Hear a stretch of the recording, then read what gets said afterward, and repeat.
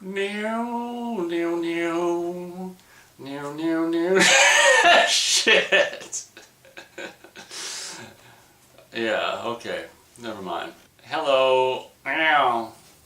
Huge movie fanatic Nate coming at you to review a movie. I just reviewed Dr. Giggles, and this is another movie that's, well, I just looked this up as well, and I could have sworn this came out in the fall of 1992, but I just looked, and I guess this came out in April of 1992, so it just celebrated its 25th year of existence this past spring. But much like Dr. Giggles, obviously, this movie is 25 years old this year.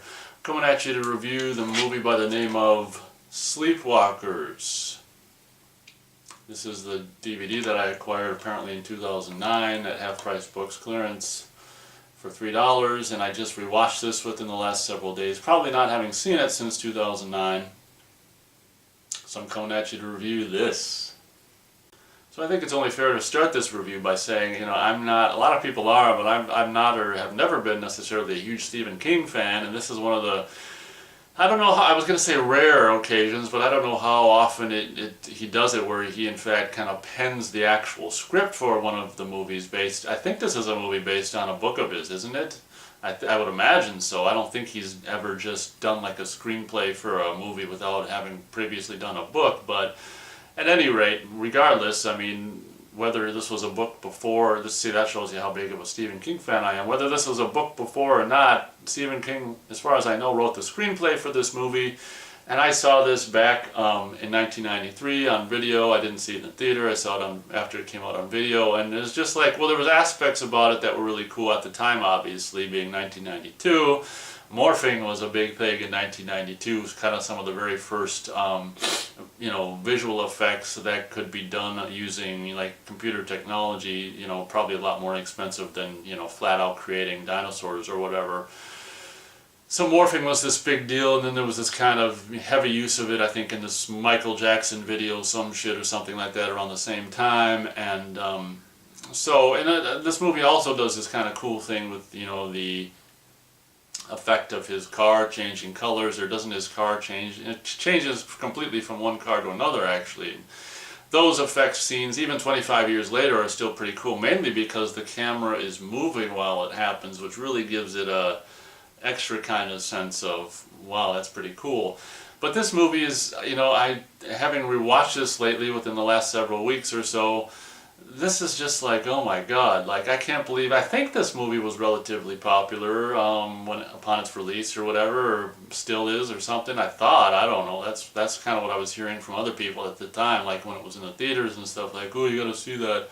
And maybe they were just talking about because of the morphing or whatever crap or who knows what, but I find this movie to be actually just completely kind of crap, more or less, which is basically, and some of the plot points about this movie in particular, these kind of antagonists, if you will, it's really nasty, these two, because it's like, I think, you know, it's this character's mom and then the teenage son of the mom, and of course, as you know, there's like several scenes, let's just like one would be enough, but there's at least two scenes where they're like just, I don't know, as you know, apparently like the son and, you know, the mother and the son in this movie basically appear to be lovers and have sex on, you know, often, and it's just like, what the hell is going on? And it's just, the movie opens with just like this, I don't know, this property, this house or something with all kinds of dead cats hanging around and stuff like that. Basically, the creatures in this movie are basically, this is what I think is really dumb about this movie. They're basically cat-like creatures, like, you know, the humanoid mom and son in this movie are like cat-like creatures. I can't remember if they're like the last ones of their own, if they're of the kind or whatever, but they're cat-like creatures which, you know, like only cats can kill them or some stupid crap. I mean, in my opinion, it makes no sense at all. Like, if they're cat-like, you know, creatures themselves, why are cats going to be able to kill you? It's just, but, you know, that's just me. So obviously, and I guess because of, you know, cats instinctively or intuitively know, I guess apparently are drawn to them. That's why, like, there's so many dead cats at the beginning. That's presumably where they used to live or whatever. So the longer they stay somewhere, probably the more cats just kind of end up around their house or in their yard or the property or whatever, and they just have to, have this mass kind of cat slaying and then move on or whatever. Of course, you don't need to move on if you have a mass cat slaying because all the cats are dead, but whatever. That's just one of the many, in my opinion, just kind of dumb things about this movie. So the whole movie, having rewatched it recently, is basically about this mother character who wants, basically, from what I can tell by the movie, this mother character, and this happens over and over and over and over before the movie starts, this mother character has her, basically pimps out her son to basically bring home young girls or something, so mom, and presumably son as well, maybe he gets sloppy seconds, can just drink the life force out of the poor young, I think virginal, of course. I mean, I think it's probably stronger life force or whatever with a young, like, virgin girl, whatever. So this, I don't know if this kid is like a, perpetual, eternally teenager or what, or if we just happen to come into their, so I don't know if this kid's like eternally teenager or whatever, if we just happen to, basically come into their lives at the point where he is a teenager. But yeah, that's basically the premise of this movie, and obviously it's, as we've seen, based on just the corpse found at the beginning of the movie with the rose in the hair. This is something they've been doing over and over and over, so we basically just come into their lives at the beginning of a new cycle where they move to a new town, and it's just like he's the new boy in high school, and there's this really cute girl that's got a thing for him or whatever, and and basically the whole movie is about him trying to get this virgin back home or whatever, so his mother can, and maybe he can share as well, suck the life force out of her, and they can continue to thrive in their kind of cat demonic way they do or whatever. So basically, what happens in this movie is something that I'm really confusing, because it seems like, and it's kind of cool, and then it doesn't happen or whatever. It seems like that potentially this boy is actually going to this time like kind of fall for the girl, and maybe not want to do what he has to do for his mom, which would have been the better plot point about this movie. But then in a scene that ever since I saw it, and even now I feel the exact same way about it, when they kind of go on their date at the cemetery or whatever to do, whatever, gravestone rubbings and take photos or whatever, she's a photographer or whatever, I was always deeply, just kind of disturbed. I don't know how to put it into words, but the scene always profoundly negatively affected me, where the date thing is, between them at the graveyard or whatever you want to call it, is going so well, and then, she's really into him and everything, and then he just, you think he's not gonna, maybe this is Stephen King's twist on a twist, but you think he's gonna actually fall for her or whatever, and maybe turn against his mom and, whatever, but in a scene that's just like the turn for the worst, in my opinion, he goes all bad on her, and and it's almost like he's playing with her, like he could have, like, whatever, knocked her out or, brought her back to the house or whatever, but he's just like turns into the, the cat man, is just like, and scaring her and shit. And ever since I saw this, and even, the last time I just revisited it weeks ago, I'm just like, this scene always really gets to me, because I just always feel so bad for the girl in this case. And it's just like, yeah, it's only a movie, but I guess, I don't know, it's just maybe it's a comment on my personality, or I guess the effectiveness that scene has on me or whatever, where it's just like, it's just going so well, and then he just turns into a monster and completely, this girl, I mean, although she, should have more experience based on how she looks, I mean, obviously being a virgin or whatever seems to be relatively inexperienced with this kind of thing. And of course, it's because she looks older. I think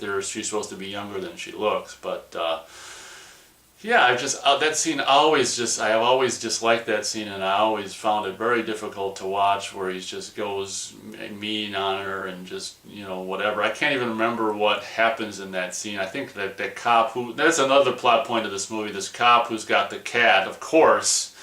It's like, normally you wouldn't have a cop that just has a cat driving around in his patrol car, but obviously because a cat is a bad thing to these, demonic cat people or whatever in this movie, you've got to have a cop with a cat, so that when you're chasing this boy down in his like speedster hot rod, the cat can look up in the window and be like, meh, and make the guy's face morph to all kinds of different things and crap, and have the cat be like, meh, and the cats know these people are what they are, obviously, because they, the longer they stay in one place, the more cats kind of linger around their house or whatever. So the cat's like, yeah, meow, and his face is,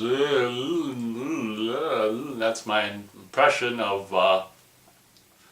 the character in this movie. But that's the whole premise of this movie. Mom, screws son and says, maybe, who knows, maybe she bribes her son with her sex, like, you can have a little more of mommy if you bring me home a virgin. It's just like, it makes no sense to me. Like, the kid can be, the way this girl throws herself at herself, I imagine, or throws herself at him, I imagine that's happened before, and that's how he's gotten these other virgins or whatever. So, I mean, he could be screwing these virgins, not mom. It's just like, mom is hardly a virgin, and it's just like, oh my God. So I find this movie to be absolutely just, particularly with all the mother-son romantic scenes. And another thing, if you're not sick of that song they use in this movie, which I want to say is actually titled Sleepwalk or Sleepwalkers or something, the old 50s tune or whatever, that's featured in this movie like way too much. I think it's featured like 3 times or whatever, and it's just like, oh my God, they play it when son and mom are dancing, foreplay, and it's just like, oh crap.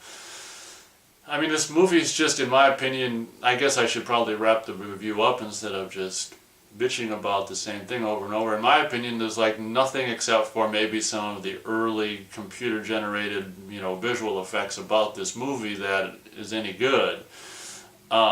Except for, I kind of put that computer generated visual effects in the middle of the sentence when I should have went at the end. So I meant to say there's really nothing about this movie that's any good except for maybe some of the early computer generated visual effects, like the morphing and what his car does and crap. But I will say that one of the best things about this movie, and I guess the reason why it rubs me so much the wrong way is because that virgin girl in this movie that we see him, the photographer one that we see him getting all chummy with, is just pretty cute, and she plays the part of this girl interested in him so well that by the time it all goes bad, when they're together, it just like affects me so negatively, and it's just not enjoyable to watch at all. And to me, I don't really like movies that aren't enjoyable for me to watch. I mean, it's kind of like The Dentist or going to school or whatever. If you don't like it, you don't enjoy it, then unless you're one of those people that thrives on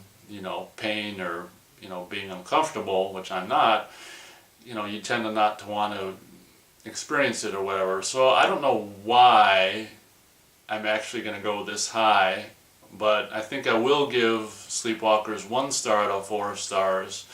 I don't even know why, to be honest, but I guess maybe some of the kind of the whatever Stephen King humor, if you will, in that nasty scene where this porker teacher of his wants to, if I'm understanding the hidden signals correctly, this porker teacher wants to actually blackmail this kid and get into his pants or whatever, in a scene which quickly takes a turn for the worse for the porker teacher when he's like, and he just breaks his hand off, in a scene that's really lame because when he gives his hand back, it's just clearly like this, almost looks like a plastic, it's